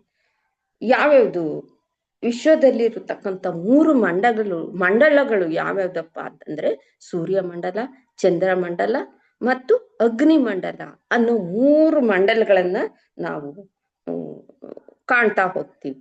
ಹಾಗೆ ನಾವು ಆ ಪರಮಾತ್ಮನನ್ನ ಸಾಕ್ಷಾತ್ಕರಿಸ್ಕೋಬೇಕು ಅಂತ ಸಾಧನೆ ಮೂಲಕ ಆ ಪರಮಾತ್ಮನನ್ನ ನಾವು ಹೊಂದಬೇಕು ಅಂತ ಅಂದ್ಬಿಟ್ಟು ನಾವು ಅದನ್ನ ಭೇದಿಸಕ್ ಹೊರಟಾಗ ನಾವು ಆ ಗ್ರಂಥಿಗಳನ್ನ ಭೇದಿಸ್ಕೊಂಡು ಮುಂದೆ ಹೋಗ್ತೀವಿ. ಆ ಸಾಧನೆಯ ಮೂಲಕ ಗ್ರಂಥಿಗಳನ್ನ ಭೇದಿಸಿ ಆ ಸಾಕ್ಷಾತ್ಕಾರನ ಹೊಂದ್ಬೇಕು, ಆ ಪರಮಾತ್ಮನನ್ನ ಕಾಣ್ಬೇಕು ಅಂತ ಹೊರಡ್ತೀವಿ. ಆ ಗ್ರಂಥಿಗಳು ಯಾವ್ಯಾವ್ದಪ್ಪ ಅಂದ್ರೆ ಬ್ರಹ್ಮ ಗ್ರಂಥಿ, ರುದ್ರ ಗ್ರಂಥಿ ಮತ್ತು ವಿಷ್ಣು ಗ್ರಂಥಿ ಅನ್ನೋ 3 ಗ್ರಂಥಿಗಳು ನಮ್ಮ ಒಳಗಡೆ ಇದೆ, ನಮ್ಮ ಶರೀರದಲ್ಲಿ. ಆ ಗ್ರಂಥಿಗಳನ್ನ ಭೇದಿಸ್ಕೊಂಡು ನಾವು ಹೊರಟಾಗ ಆ ಪರಮಾತ್ಮನ ಸಾಕ್ಷಾತ್ಕಾರವನ್ನ ಹೊಂದ್ತೀವಿ. ಈ ರೀತಿಯಲ್ಲಿ ಮಾತೆ ನಮ್ಗೆ 3 ತ್ರಿಪುಟಿಗಳಲ್ಲೂ ವ್ಯಾಪ್ತಳಾಗಿ ಹರಡ್ಕೊಂಡಿದ್ದಾಳೆ. ಅಂದ್ರೆ ಈ 3ರಲ್ಲೂ ಅವಳು ಚೈತನ್ಯ ರೂಪಳಾಗಿರೋದ್ರಿಂದ ಅವಳನ್ನ ತ್ರಿಪುರ ಸುಂದರಿ ಅಂತ ಅಂದ್ಬಿಟ್ಟು ಕರೀತಾರೆ. ಆ ಚೈತನ್ಯ ಅನ್ನೋದು ಯಾವುದ್ರಲ್ಲಿ, ಯಾರಲ್ಲಿ ಆ ಚೈತನ್ಯ ಶಕ್ತಿ ಅನ್ನೋದು ಇರಲ್ವೋ ಅವರಲ್ಲಿ ಕಾಂತಿನೂ ಇರಲ್ಲ, ಚಟುವಟಿಕೆನೂ ಇರಲ್ಲ. ಆ ಚೈತನ್ಯ ಇಲ್ದೆ ಹೋದ್ರೆ ಅವರಲ್ಲಿ ಏನು ಇರಲ್ಲ, ಕಾಂತಿನೂ ಇರಲ್ಲ, ಚಟುವಟಿಕೆನೂ ಇರಲ್ಲ. ಅದೇ ರೀತಿ ಈ ಜೀವನೇ ಅಲ್ಲ, ಬೇರೆ ವಸ್ತುಗಳನ್ನ ಕೂಡ ನೋಡಿ, ಗಿಡ, ಮರ, ಪ್ರಾಣಿಗಳು, ಅವನ್ನೆಲ್ಲ ನಾವು ನೋಡಿದಾಗ ಅದರಲ್ಲಿ ಆ ಚಟುವಟಿಕೆ ಮತ್ತು ಆ ಕಾಂತಿಯನ್ನ ನಾವು ಕಾಣಬೇಕಾದ್ರೆ ಅದರಲ್ಲಿ ಅಸ್ತಿತ್ವ ಅನ್ನೋದಿರ್ಬೇಕಾಗತ್ತೆ. ಆ ಅಸ್ತಿತ್ವ ಅನ್ನೋದು, ಆ ಚೈತನ್ಯ ಅನ್ನೋದು ಇಲ್ದೆ ಹೋದಾಗ ಅವಾಗ ಅಲ್ಲಿ ಅದನ್ನ ಜಡ ವಸ್ತು ಅಂತ ನಾವು ತಿಳಿತೀವಿ. ಅದರಲ್ಲಿ ಚೈತನ್ಯ ಯಾವಾಗಿರಲ್ವೋ ಅದು ಜಡ ವಸ್ತು ಅಂತ ನಾವು ಕರಿತೀವಿ. ಅದಕ್ಕೆ ದುರ್ಗಾ ಸಪ್ತಶತಿ ಒಳಗೆ ದೇವಿ ಬಗ್ಗೆ ಏನ್ ಹೇಳಿದಾರಪ್ಪ ಅಂತಂದ್ರೆ, ಯಾ ದೇವಿ ಸರ್ವಭೂತೇಶು ಚೇತನೇತ್ಯಭಿಧೀಯತೆ ಅಂತ ಅಂದ್ಬಿಟ್ಟು ವಿವರಿಸಿದ್ದಾರೆ. ಅಂತಂದ್ರೆ ಈ ಬ್ರಹ್ಮಾಂಡದಲ್ಲಿ ತ್ರಿಪುಟಿಯಾದ 3ರಲ್ಲೂ ವ್ಯಾಪಿಸಿ, ಈ 3ರಲ್ಲೂ ಅತೀತಳಾದನ್ನ ಆ ಮಹಾ ತ್ರಿಪುರ ಸುಂದರಿ ಅಂತ ಅಂದ್ಬಿಟ್ಟು ಕರೆದಿದ್ದಾರೆ. ಈ ಇಂಥ ಒಂದು ಮಹಾ ತ್ರಿಪುರ ಸುಂದರಿಯನ್ನ ತ್ರಿಕಾಲದಲ್ಲೂ ಯಾರು ಧ್ಯಾನಿಸ್ತಾರೋ, ಯಾರು ಪಠಿಸ್ತಾರೋ, ಅವಳ ಕೃಪೆಗೆ ಪಾತ್ರರಾಗ್ತಾರೋ ಅವ್ರಿಗೆ ಮಾತೆ ಸಾಹಿತ್ಯವನ್ನ ಕೊಡ್ತಾಳೆ ಅಂತ ಅಂದ್ಬಿಟ್ಟು ಈ ನಾಮದಿಂದ ನಮ್ಗೆ ತಿಳಿದು ಬರ್ತಾ ಇದೆ. ಮುಂದಿನ ನಾಮ ಚತುಷ್ಪಷ್ಟುಪಚಾರಾಢ್ಯ ಚತುಷ್ಪಷ್ಟಿ ಕಲಾಮಯಿ ಅಂತ ಅಂದ್ಬಿಟ್ಟಿದೆ.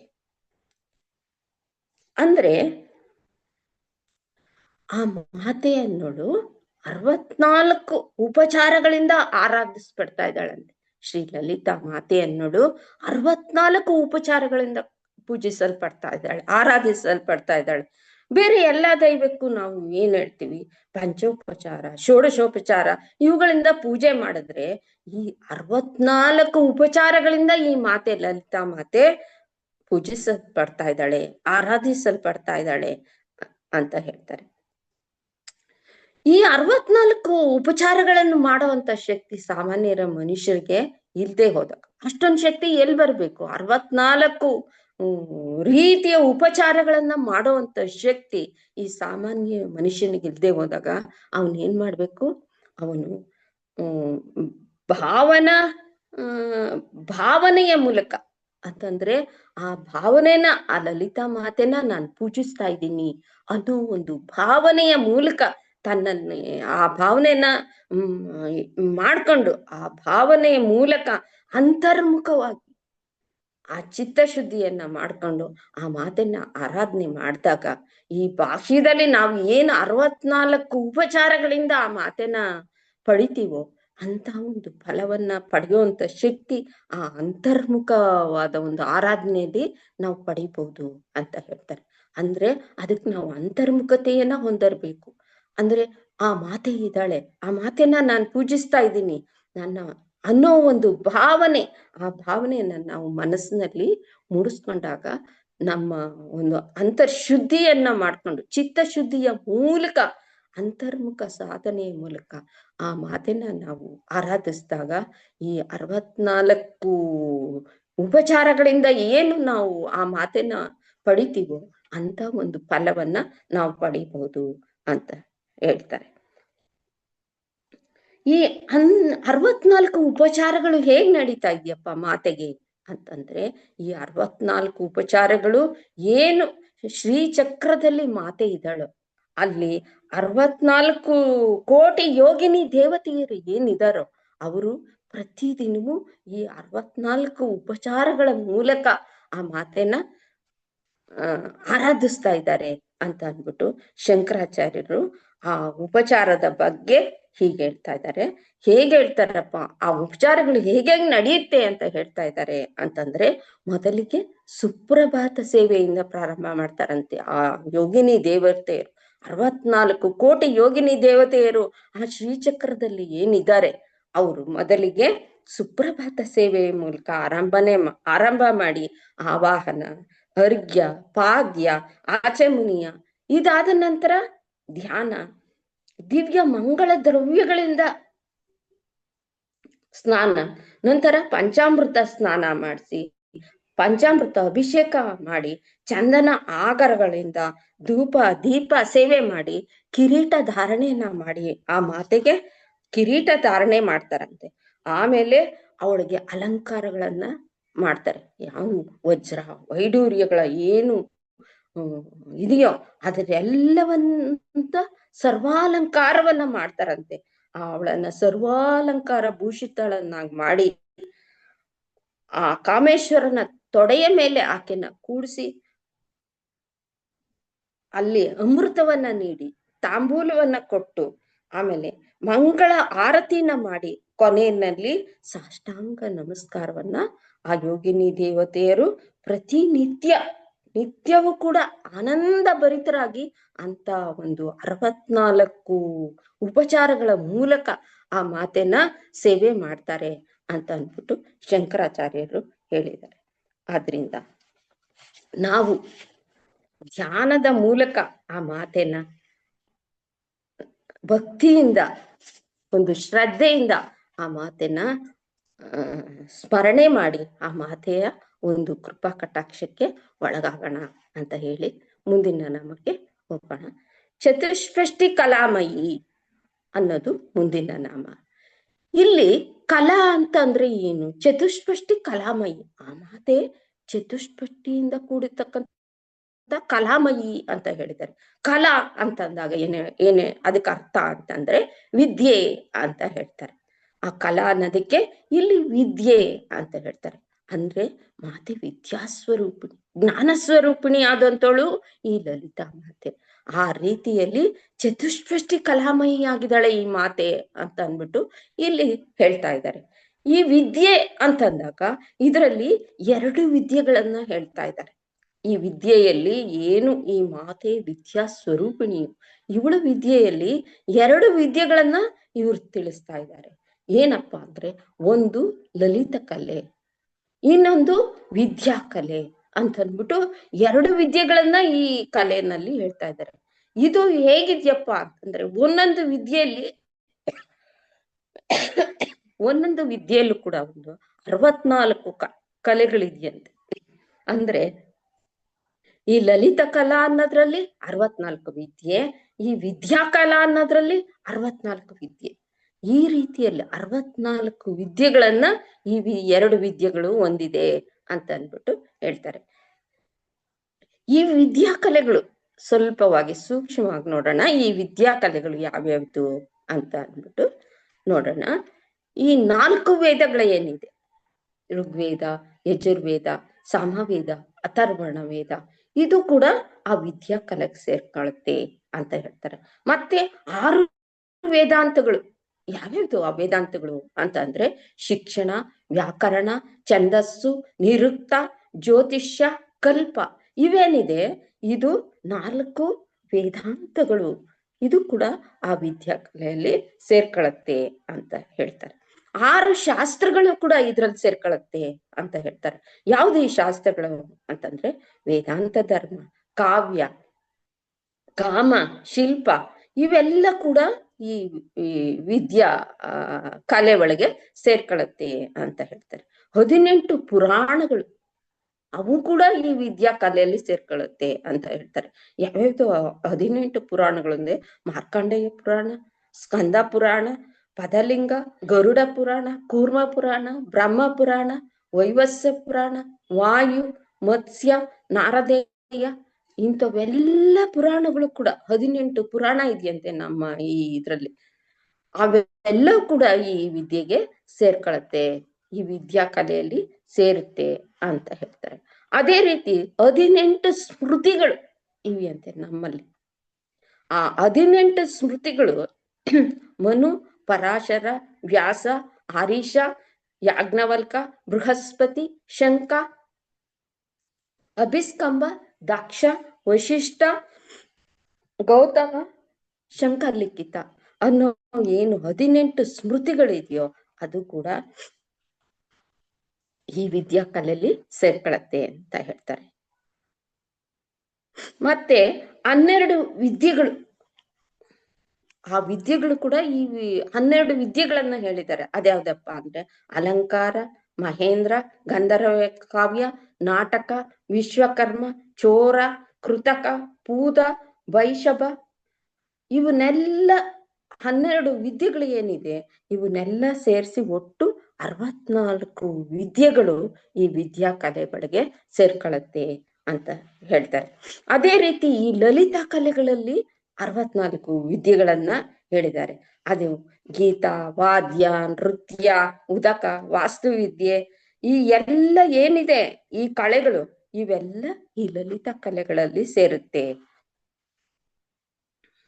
ಈ ಕಲೆಗಳೆಲ್ಲ ಏನಾಗಿದೆ,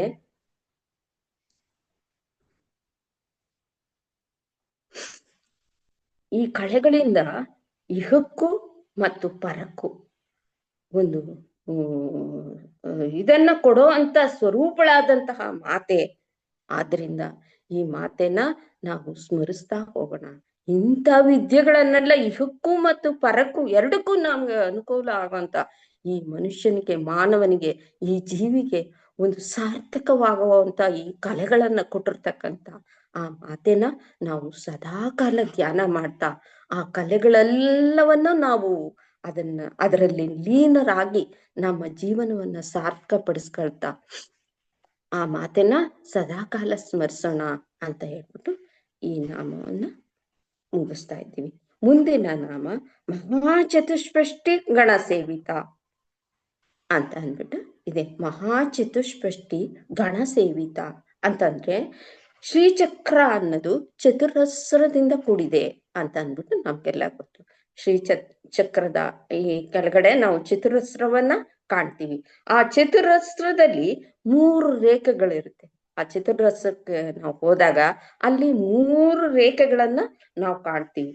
ಆ 3 ರೇಖೆಗಳ ಮಧ್ಯದಲ್ಲಿ 8 ಜನ ಅಷ್ಟಮಾತೃಕೆಯರಿರ್ತಾರೆ. ಆ ಚತುರಸ್ರ ಆದ್ಮೇಲೆ ಅಲ್ಲಿ 3 ರೇಖೆಗಳಿರುತ್ತೆ. ಆ 3 ರೇಖೆಗಳ ಮಧ್ಯದಲ್ಲಿ ಅಷ್ಟಮಾತೃಕೆಯರು 8 ಜನ ಇರ್ತಾರೆ. ಆ ಅಷ್ಟಮಾತೃಕೆಯರಿಗೆ ಒಬ್ಬೊಬ್ಬ ದೇವತೆಗೂ ಒಬ್ಬೊಬ್ಬ ಯೋಗಿನಿ ದೇವತೆಗಳು ಇರ್ತಾರೆ. ಅಂತ ಯೋಗಿನಿ ದೇವತೆಗಳು 8 ಜನ ಆಯ್ತು. ಇವ್ರು 8 ಜನಕ್ಕೆ ಇನ್ನ 8 ಜನ ಯೋಗಿನಿ ದೇವತೆಗಳಾಯ್ತು. ಆ 8 ಜನ ಯೋಗಿನಿ ದೇವತೆಗಳಿಗೆ ಮತ್ತೆ 8 ಜನ ಪರಿಚಾರಕ ದೇವತೆಗಳು ಬರ್ತಾರೆ. ಈ ರೀತಿಯಲ್ಲಿ ಒಟ್ಟು ಏನಾಗತ್ತೆ 8 8 8 ಸೇರ್ತಾ ಒಬ್ಬೊಬ್ಬರಿಗೆ 8 8 8 ಸೇರ್ತಾ ಏನಾಗತ್ತೆ 64 ಕೋಟಿ ಯೋಗಿನಿ ದೇವತೆಯರು ಅಲ್ಲಿ ಆಗ್ತಾರೆ. ಈ 64 ಕೋಟಿ ಯೋಗಿನಿ ದೇವತೆಗಳು ಏನ್ ಮಾಡ್ತಾರೆ, ಈ ಶ್ರೀಚಕ್ರದಲ್ಲಿ ಮಾತೆನ ಸದಾ ಕಾಲ ಪೂಜಿಸ್ತಾ ಇರ್ತಾರೆ, ಸ್ಮರಿಸ್ತಾ ಇರ್ತಾರೆ. ಈ 64 ಕೋಟಿ ಯೋಗಿನಿ ದೇವತೆಯರು ಕೂಡ ಆ ಮಾತೆಯ ಸ್ಮರಣೆಯಲ್ಲೇ ಸದಾ ಕಾಲ ಇರ್ತಾರೆ. ಅಂತ 64 ಕೋಟಿ ಗಣ ಸೇವಿತ ಬಲವನ್ನ ಹೊಂದಿರ್ತಕ್ಕಂಥವಳು ಆ ಮಾತೆ ಅಂತ ಅಂದ್ಬಿಟ್ಟು ಈ ನಾಮ ತಿಳಿಸ್ತಾ ಇದೆ. ಮುಂದಿನ ನಾಮ ಮನುವಿದ್ಯ ಚಂದ್ರವಿ 59ನೇ ನಾಮ. ಮುಂದಿನ ನಾಮ ಮನುವಿದ್ಯ ಚಂದ್ರವಿದ್ಯ ಚಂದ್ರಮಂಡಲ ಮಧ್ಯಗ ಅಂತ ಅಂದ್ಬಿಟ್ಟು ಇದೆ. ಮನುವಿದ್ಯಾ ಅಂತಂದ್ರೆ ಏನಪ್ಪ ಅಂದಾಗ, ಆ ಪರಮಾತ್ಮ ತನ್ನ ಇಚ್ಛಾಶಕ್ತಿ, ಜ್ಞಾನಶಕ್ತಿ, ಕ್ರಿಯಾಶಕ್ತಿಗಳ ಮೂಲಕ ಈ ಸೃಷ್ಟಿನ ಮಾಡ್ತಾ ಹೋಗ್ತಾನೆ. ಈ ಸೃಷ್ಟಿನ ಮಾಡ್ಬೇಕು ಅಂತ ಅವನಿಗೆ ಸಂಕಲ್ಪ ಹುಟ್ಟುತ್ತೆ. ಆ ಪರಮಾತ್ಮನಿಗೆ ಸಂಕಲ್ಪ ಹುಟ್ಟಿದಾಗ ಏನ್ ಮಾಡ್ತಾನೆ, ಕ್ರಿಯಾಶಕ್ತಿ, ಜ್ಞಾನಶಕ್ತಿ, ಇಚ್ಛಾಶಕ್ತಿಗಳ ಮೂಲಕ ಈ ಸೃಷ್ಟಿನ ಸೃಷ್ಟಿ ಮಾಡ್ತಾನೆ. ಆಗ ಈ ಸೃಷ್ಟಿ ನಡ್ಕೊಂಡು ಹೋಗ್ಬೇಕು. ಅವನೇನೋ ಸೃಷ್ಟಿ ಮಾಡ್ಬಿಟ್ಟ, ಆದ್ರೆ ಈ ಸೃಷ್ಟಿ ನಡೀತಾ ಹೋಗ್ಬೇಕು. ಇಂಥ ಸೃಷ್ಟಿ ನಡ್ಕೊಂಡು ಹೋಗ್ಬೇಕು ಅಂತ ಅಂದಾಗ ಆ ಸೃಷ್ಟಿನ ನೋಡ್ಕೊಳ್ಳೋದಕ್ಕೆ ಅನೇಕ ಮಂದಿ ಕೆಲಸ ಮಾಡ್ಬೇಕಾಗತ್ತೆ. ಆ ಪರಮಾತ್ಮ ಒಬ್ನೇ ಮಾಡಕ್ ಆಗಲ್ಲ, ಸೃಷ್ಟಿ ಮಾಡ್ದ ಅವನು, ಆದ್ರೆ ಅವನೊಬ್ನೇ ಎಲ್ಲವನ್ನೂ ನೋಡ್ಕೊಳಕ್ ಆಗಲ್ಲ. ಅದನ್ನ ನೋಡ್ಕೋಬೇಕಾರೆ ಅನೇಕ ಮಂದಿ ಇಲ್ಲಿ ಕೆಲಸ ಮಾಡ್ಬೇಕಾಗತ್ತೆ. ಹಾಗಾಗ್ದಿದ್ರೆ ಈ ಪ್ರಪಂಚ, ಅವನೊಬ್ನೇ ಏನು ಮಾಡಕ್ಕಾಗಲ್ಲ, ಈ ಪ್ರಪಂಚ ಅನ್ನೋದು ಕೂಡ ನಡೆಯಲ್ಲ. ಇವಾಗ ನಾವು ಈ ಲೋಕ ವ್ಯವಹಾರದಲ್ಲೇ ನೋಡ್ತಿದೀವಿ. ಈ ಲೋಕ ವ್ಯವಹಾರದಲ್ಲಿ ನಾವು ನೋಡಿದಾಗ ಒಂದ್ ಸರ್ಕಾರ ಅಂತಿದೆ. ಒಂದ್ ಸರ್ಕಾರ ಈ ಜನಗಳನ್ನೆಲ್ಲ ಒಂದು ನಿಯಮಬದ್ಧವಾಗಿ ನಡೆಸೋಂತ ಒಂದು ಸರ್ಕಾರ ಬೇಕಾಗತ್ತೆ ನಮ್ಗೆ.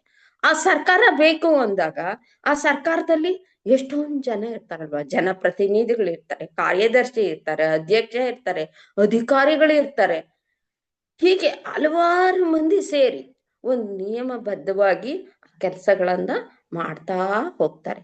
ಅದೇ ರೀತಿ ಆ ಸರ್ಕಾರವನ್ನ ನಡೆಸ್ಬೇಕು ಅಂದಾಗ ಇಷ್ಟು ಜನ ಎಲ್ರೂ ಸೇರಿ ಆ ಸರ್ಕಾರವನ್ನ ನಡೆಸಿ ಆ ಜನಗಳಿಗೆ ಏನ್ ಬೇಕೋ ಅನುಕೂಲ ಅದನ್ನ ಮಾಡ್ಕೊಡ್ತಾ ಹೋಗ್ತಾರೆ. ಅದೇ ರೀತಿಯಲ್ಲಿ ಈ ಸೃಷ್ಟಿಯಲ್ಲೂ ಕೂಡ ಈ ಈ ಸೃಷ್ಟಿಯನ್ನ ನಡೆಸ್ಬೇಕಾದ್ರೆ ಬ್ರಹ್ಮ, ವಿಷ್ಣು, ಮಹೇಶ್ವರ, ಇಂದ್ರಾದಿ ದೇವತೆಗಳು, ಸುಬ್ರಹ್ಮಣ್ಯ, ಹೀಗೆ ಒಬ್ಬೊಬ್ರು ಒಂದೊಂದು ಅಧಿಕಾರವನ್ನ ತಗೊಳ್ತಾ ಹೋಗ್ತಾರೆ. ಈ ಸೃಷ್ಟಿನ ನಡೆಸ್ಬೇಕು. ಏನು ಪರಮಾತ್ಮ ಈ ಸೃಷ್ಟಿನ ಸೃಷ್ಟಿ ಮಾಡಿದನು, ಇದನ್ನ ನಿರಂತರವಾಗಿ ನಡೆಸ್ಕೊಂಡು ಹೋಗ್ಬೇಕು ಅಂದಾಗ ಇವರೆಲ್ಲ ಬರ್ತಾರೆ. ಬ್ರಹ್ಮ, ವಿಷ್ಣು, ಮಹೇಶ್ವರ, ಇನ್ನು ಇಂದ್ರಾದಿ ದೇವತೆಗಳು, ಸುಬ್ರಹ್ಮಣ್ಯ, ಇವರೆಲ್ಲ ಬಂದು ತಮ್ಮ ಅಧಿಕಾರವನ್ನ ತಗೊಳ್ಳೋದಕ್ಕೋಸ್ಕರ ಬರ್ತಾರೆ.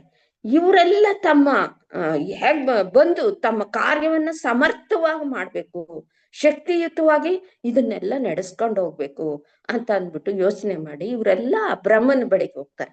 ಅಪ್ಪ, ನಮ್ಗೇನೋ ಈ ಪೋಸ್ಟ್ಗಳನ್ನೆಲ್ಲ ಕೊಟ್ಟಿದ್ಯಾ, ಈ ಅಧಿಕಾರವನ್ನ ಒಬ್ಬೊಬ್ರಿಗೆ ಒಂದೊಂದು ಅಂತ ಕೊಟ್ಟಿದ್ಯಾ, ಆದ್ರೆ ಇದನ್ನ ನಾವು ಸಮರ್ಥವಾಗಿ ಎಲ್ರಿಗೂ ಅನುಕೂಲ ಆಗೋ ಅಂತೆ ಒಳ್ಳೆ ರೀತಿಯಲ್ಲಿ ಶಕ್ತಿಯುತವಾಗಿ ನಾವು ನಡೆಸ್ಕೊಂಡು ಹೋಗ್ಬೇಕು. ಅದಕ್ಕೆ ಏನ್ ಮಾಡೋದು ಅಂತ ಅಂದ್ಬಿಟ್ಟು ಎಲ್ರು ಸೇರಿ, ಬ್ರಹ್ಮನ ಸಮೇತ ಎಲ್ರು ಸೇರಿ ಕೂತ್ಕೊಂಡು ಸಮಾಲೋಚನೆಯನ್ನ ಮಾಡ್ತಾರೆ. ಅವಾಗ ಬ್ರಹ್ಮನ್ಗೆ ಅದು ಉತ್ತರ ಏನು ಅನ್ನೋದು ಸಿಗತ್ತೆ. ಆ ಬ್ರಹ್ಮ ಎಲ್ರಿಗೂ ಸೇರಿ ಒಂದೇ ಉತ್ತರನ ಕೊಡ್ತಾನೆ. ನಾವು ನಮ್ ಕೆಲಸದಲ್ಲಿ ಸಮರ್ಥರಾಗ್ಬೇಕು, ನಮಗ್ ಶಕ್ತಿ ಬರ್ಬೇಕು, ಒಳ್ಳೆ ಸಮಸ್ಯೆ ಇಲ್ದಿರ ಈ ಪ್ರಪಂಚನ ನಾವು ನಡ್ಸ್ಕೊಂಡು ಹೋಗ್ಬೇಕು, ಈ ಜಗತ್ತನ್ನ ಅಂತಂದಾಗ ನಾವೇನ್ ಮಾಡ್ಬೇಕು ಅಂತಂದ್ರೆ ಆದಿಶಕ್ತಿಯಾದ ಆ ದೇವತೆನ ನಾವು ಮೊದಲಿಗೆ ಆರಾಧನೆ ಮಾಡ್ಬೇಕು. ಆ ಆರಾಧನೆ ಮಾಡಿದಾಗ, ಆದಿಶಕ್ತಿಯನ್ನ ನಾವು ಆರಾಧನೆ ಮಾಡಿದಾಗ ನಮ್ಗೆ ಒಂದು ಒಳ್ಳೆ ಒಂದು ಫಲಿತ ಸಿಗುತ್ತೆ. ಮತ್ತೆ ನಮ್ಮಲ್ಲಿ ಒಂದು ಸಮರ್ಥವಾದ ಆಡಳಿತವನ್ನ ನಡೆಸೋ ಅಂತ ಒಂದು ಶಕ್ತಿ ನಮ್ಗೆ ಬರುತ್ತೆ ಅಂತ ಅಂದ್ಬಿಟ್ಟು ಎಲ್ರಿಗೂ ತಿಳಿಸಿದಾಗ ಅವ್ರೇನ್ ಮಾಡ್ತಾರೆ, ಎಲ್ರೂ ಆ ದೇವತೆಯನ್ನ ಆರಾಧನೆ ಮಾಡಿ ಆ ಶಕ್ತಿಯನ್ನ ಅವರವರ ಪದ್ಧತಿಗಳ ಪ್ರಕಾರ, ಯಾರ್ಯಾರಿಗೆ ಯಾವ್ಯಾವ ಪದ್ಧತಿ ಬೇಕೋ ಆ ರೀತಿನಲ್ಲಿ ಆ ಮಾತನ್ನ ಒಲಿಸ್ಕೊಳ್ಳೋದಿಕ್ಕೆ ಪ್ರಯತ್ನ ಪಡ್ತಾರೆ. ಈ ಬ್ರಹ್ಮನು ಪ್ರಯತ್ನ ಮಾಡಿ ಈ ಸೃಷ್ಟಿ ಒಳಗೆ ಬ್ರಹ್ಮ ಏನ್ ಮಾಡ್ದ, ಆರಂಭದಲ್ಲಿ ಅನೇಕ ಸೃಷ್ಟಿಯನ್ನ ಮಾಡ್ತಾನೆ. ಆ ಸೃಷ್ಟಿ ಮಾಡಿದಾಗ ಅವನೇನ್ ಮಾಡ್ತಾನೆ, ಈ ಮಾನಸ ಸೃಷ್ಟಿ ಒಳಗೆ ಏನ್ ಮಾಡ್ತಾನೆ, ಋಷಿಗಳನ್ನ ಸೃಷ್ಟಿ ಮಾಡ್ತಾನೆ, ಪ್ರಜಾಪತಿಗಳನ್ನ ಸೃಷ್ಟಿ ಮಾಡ್ತಾನೆ.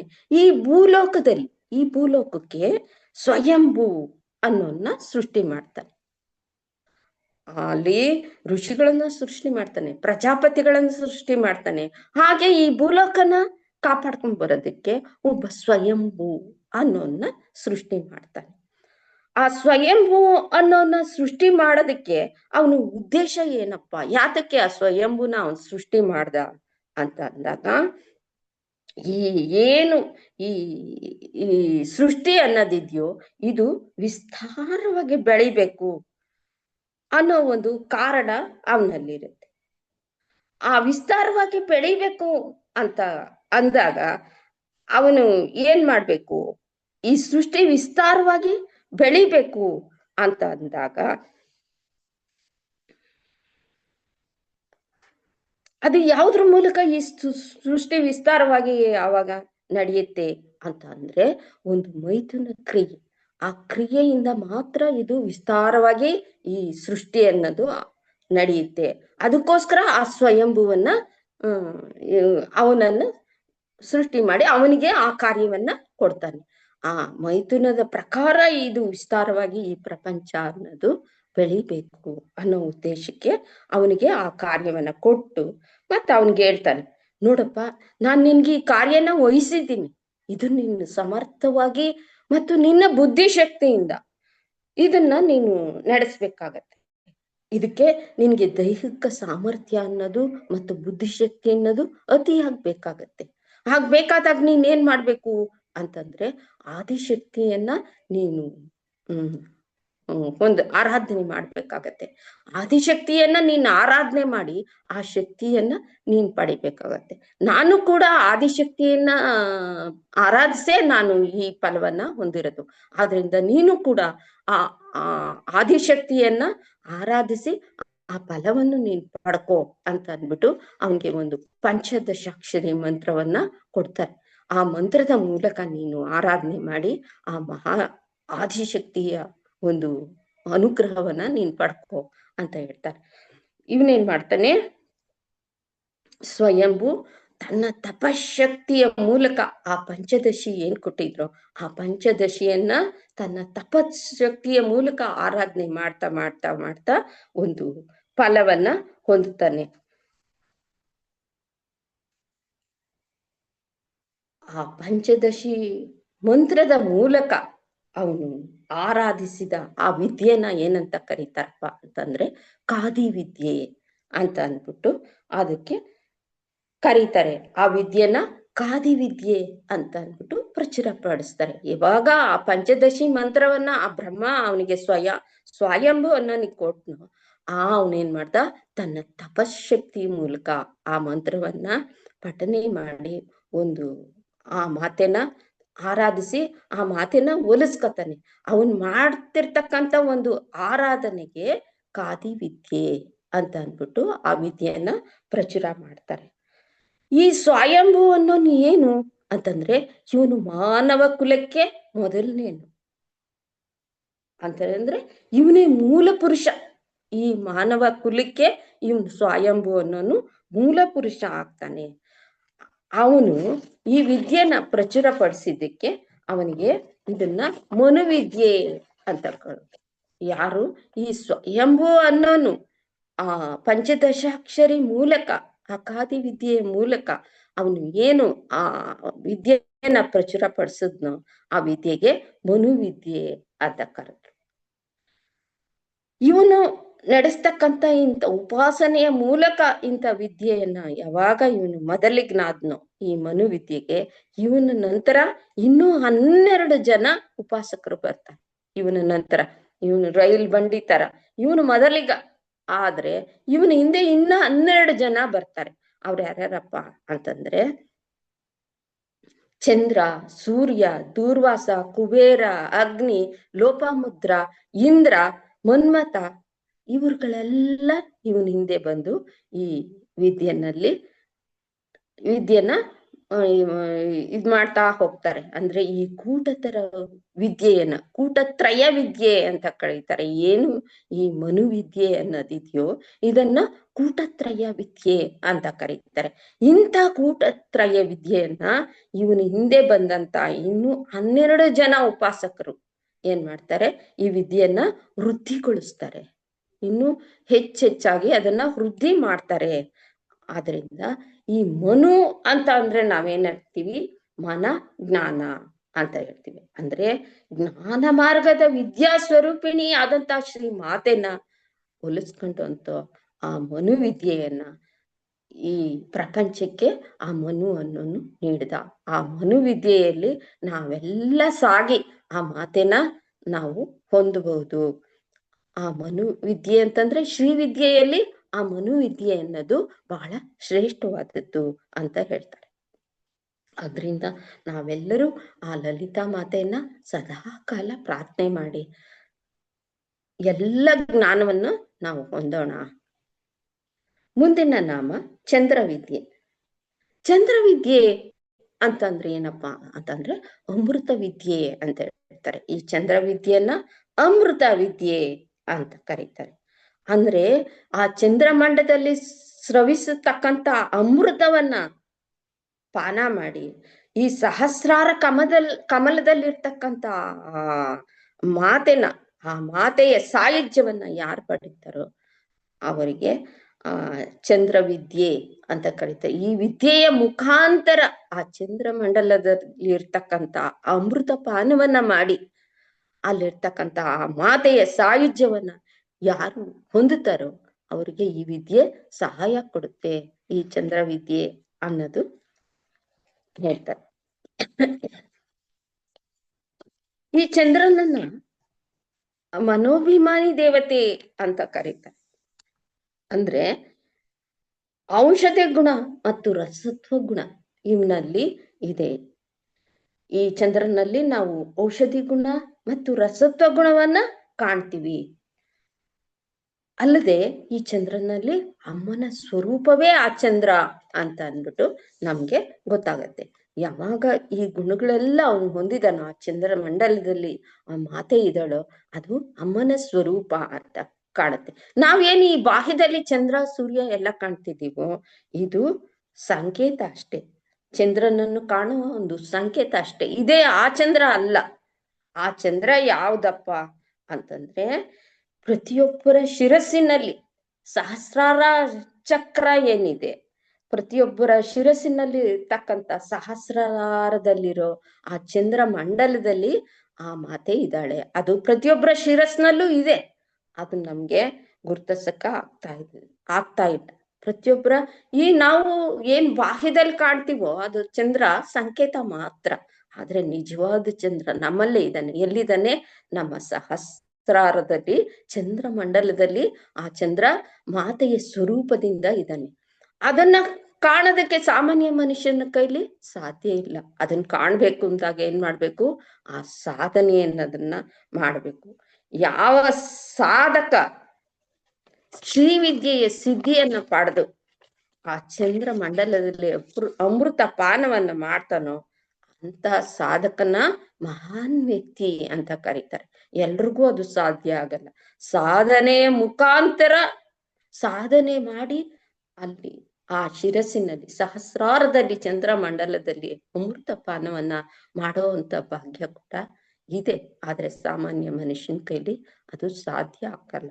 ಸಾಧಕ ಮಾತ್ರ ಅದನ್ನ ಮಾಡೋದಕ್ ಸಾಧ್ಯ. ಅದಕ್ಕೆ ಅವನನ್ನ ಮಹಾನ್ ವ್ಯಕ್ತಿ ಅಂತ ಅಂದ್ಬಿಟ್ಟು ಹೇಳ್ತಾರೆ. ಈ ಅಗ್ನಿಮಂಡಲ ಏನಿದೆ ಅದು ಶಿವನದಾದ್ರೆ ಅಗ್ನಿಮಂಡಲ ಶಿವನದು. ಉಷ್ಣ ಮತ್ತು ಅಗ್ನಿ ಸೂರ್ಯಮಂಡಲ ಏನಿದೆ ಅದು ರಸತ್ವದಿಂದ ಕೂಡಿ ಈ ಶಿವನದಾದ್ರೆ ಈ ಚಂದ್ರಮಂಡಲ ಅನ್ನೋದೇನಿದೆ ಈ ಚಂದ್ರಮಂಡಲ ಮಾತೆದು, ಅದು ರಸತ್ವದಿಂದ ಕೂಡಿದೆ ಅಂತ ಹೇಳ್ತಾರೆ. ಚಂದ್ರ ವಿದ್ಯೆ ಅಂದ್ರೆ ರಕ್ಷಣಾ ವಿದ್ಯೆ ಅಂತ ಹೇಳ್ತಾರೆ. ಈ ಚಂದ್ರ ವಿದ್ಯೆ ಅನ್ನೋದು ರಕ್ಷಣಾ ವಿದ್ಯೆ, ಧರ್ಮ ಮಾರ್ಗದ ವಿದ್ಯೆನೆ ಈ ಈ ಚಂದ್ರ ವಿದ್ಯೆ ಅಂತ ಹೇಳ್ತಾರೆ.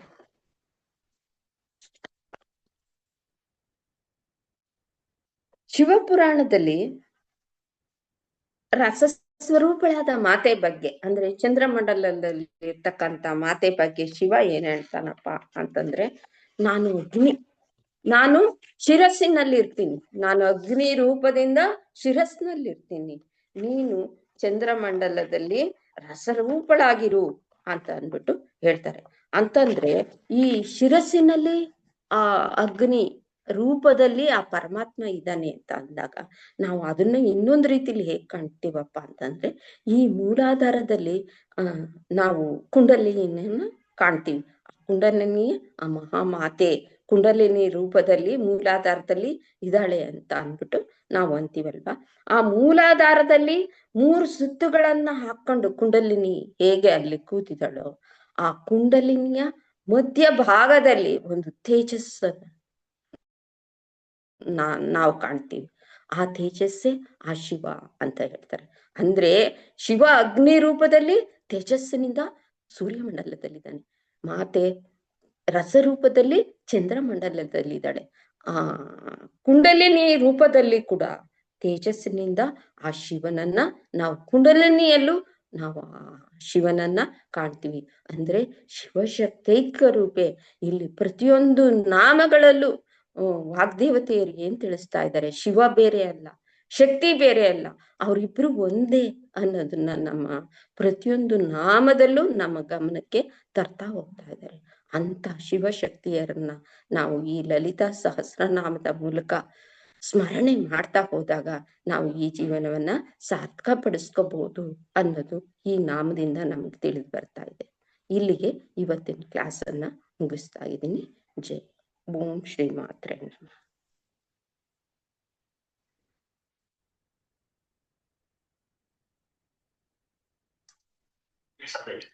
ಧನ್ಯವಾದಗಳು ಶೀಲಾಜಿ.